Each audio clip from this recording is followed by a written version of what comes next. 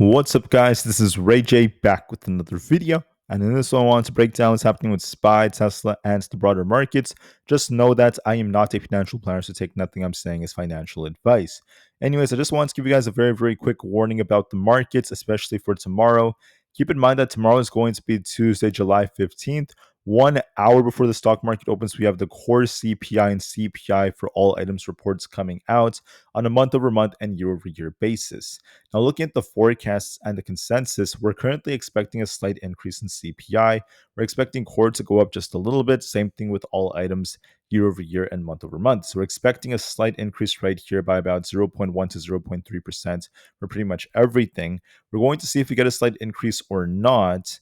The historical data suggests that when you look at CPI, for core, it's been basically flat right here. Core has been pretty flat the last couple of months, but all items CPI has been going up just a little bit. So we're going to see if we get a slight increase for the month of June or not. So please keep that in mind. It's going to be very important for how we end up moving. So make sure you pay very close attention to this. And I just want to give you guys a warning in case you guys are holding any positions overnight, right? You want to be prepared just to be safe. And if you're holding longs or shorts, it's not a bad idea to just be very, very careful and to kind of like manage risks very well because you never know what the market's going to be doing. On top of this, let me just add that tomorrow before market open, we also have JP Morgan Chase, Citi, Wells Fargo, and BlackRock all announcing their earnings. I don't know if the big banks are going to absolutely crush and we see the market explode, or if they do very poorly and the market gets a rug pull. Typically, the market just likes to run after earnings. That's what's been happening, at least so far. There's a good chance that could be more bullish for us, so we'll see just to be safe. Now, if we're bearish on Tesla, you need to see us lose basically 313 to start dumping. But as long as we're above 315, we're favoring an attempt to get back up to 325 or above, or 320 and above, and then 325 after that. We're favoring a push for 320, but we don't know for sure. It depends on the data for tomorrow. But for now, Tesla does look a bit more bullish. SPY is technically more bullish, but we're also range bound right here. Are we going to see SPY form a cup and handle and start breaking the all-time high to make new all-time highs?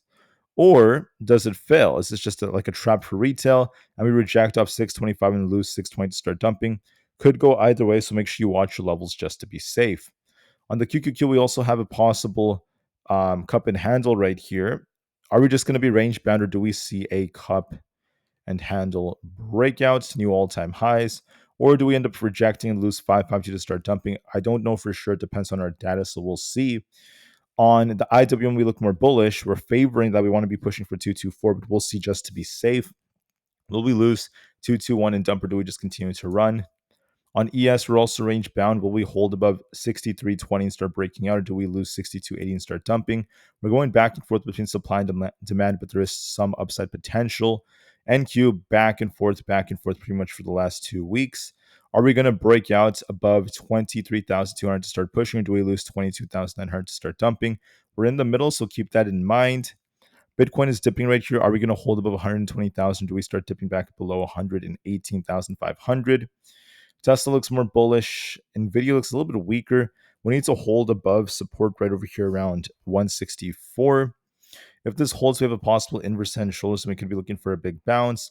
But if we fail at 164, it's going to be a risk of us retesting the low here. So we'll see if Nvidia bounces or not. On Apple, same thing. We need to bounce, get back above 210 to start pushing back higher. If we lose 208, we're looking for a big dump. So we want to see if we hold support or not. AMD is making higher highs and higher lows. If we hold 145, we're looking for a big bounce. But if we lose this, we could be dumping. So keep that in mind. For Coinbase, will we dump to fill this gap to 385, or do we continue to uptrend and push for the 400s? Do we have a double top on Amazon, start dumping towards like 224 and bounce, or do we lose that and start dumping? Could see a small dip to 224, and we'll see if we bounce. For Meta, will we see 718 then bounce off that as we have an inverse head and shoulders, or do we lose support at 715 and start dumping? Google is making higher highs and higher lows. As long as we don't lose 180, we're actually favoring 185 or above.